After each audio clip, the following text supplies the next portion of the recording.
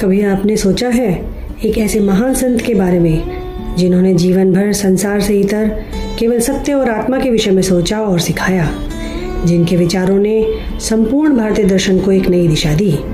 जी हाँ, हम बात कर रहे हैं अद्वितीय दार्शनिक की, जिनकी शिक्षाएं आज भी हमारी आत्मिक यात्रा को सशक्त करती हैं। एक सन्यासी जिसने मात्र 32 वर्ष के अल्प जीवन काल में भारत की चारों दिशाओं में मठों की स्थापना की, और एक महात्मा जिसने वेदों के गूढ़ रहस्यों को सरल भाषा में समझाकर करोड़ों लोगों की आत्माओं को जागृत किया।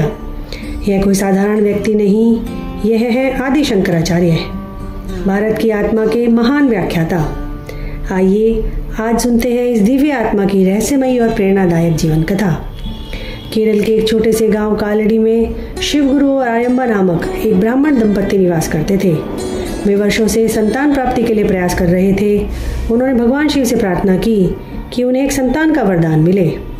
एक रात भगवान शिव स्वयं उनके स्वप्न में प्रकट हुए और उन्हें 2 विकल्प दिए, या तो एक अत्यंत बुद्धिमान पुत्र जो अल्पायु होगा, या कई पुत्र जो सामान्य ज्ञान वाले हों। दंपत्ति ने अल्पायु किंतु विलक्षण ज्ञान युक्त पुत्र को चुना। इसके बाद उन्हें एक पुत्र रत्न की प्राप्ति हुई, जिसे शिव का अवतार माना गया और उसका नाम शंकर रखा गया। जब शंकर मात्र 3 वर्ष के थे तब उनके पिता का निधन हो गया। इसके बाद उनकी मां आर्यम्बा ने उन्हें अकेले ही पाला। 5 वर्ष की आयु में उनका उपनयन संस्कार संपन्न हुआ। बाल्यकाल से ही शंकर विलक्षण थे। 5 वर्ष की आयु में उन्होंने वेद, उपनिषद और संस्कृत पर अधिकार पा लिया। उनका मन खेलकूद में नहीं, आत्मा के गूढ़ रहस्यों को जानने में लगता था।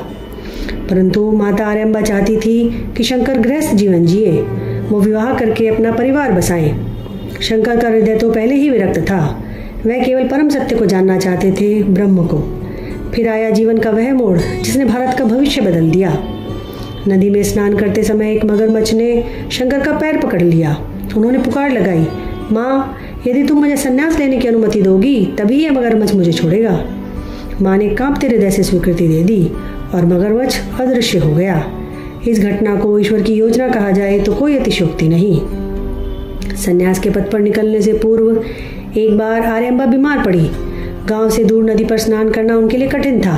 कहते हैं शंकर ने अपने तप से नदी की धारा मोड़ दी ताकि माँ घर के समीप स्नान कर सके।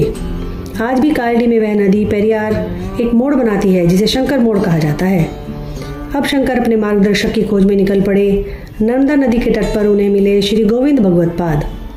जब गुरु ने उनसे पूछा, तुम कौन हो, तो शंकर ने उत्तर में जो 6 श्लोक सुनाए, जो आज भी आत्मज्ञान की सीढ़ियां हैं। ये थे निर्वाण षटकम, मन बुद्धि अहंकार चित्तानि नाहम, चिदानंद रूपः शिवोहम शिवोहम।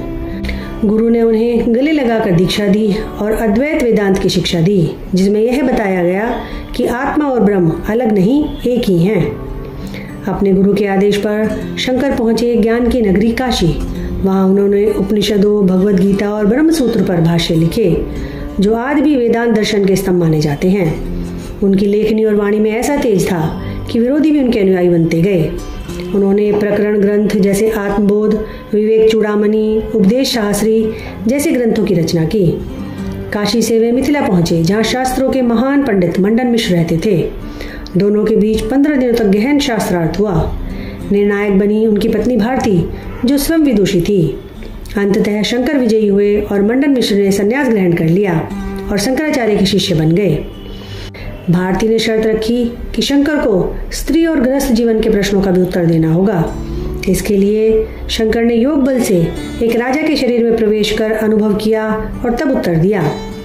एक दिन उन्हें अंतः प्रेरणा हुई कि उनकी माँ आर्यम्बा मृत्युशैया पर हैं। इतने समय में चलकर नहीं पहुंच सकते थे। उन्होंने आकाश मार्ग को अपनाया और तुरंत कालड़ी पहुंचे और माँ की चिता को अग्नि देकर अंतिम संस्कार किया, जैसा उन्होंने संन्यास धारण के समय अपनी माँ को वचन दिया था। आदि शंकराचार्य ने भारत की एकता को धर्म से जोड़ा। उन्होंने 4 कोनों में 4 मठों की स्थापना की।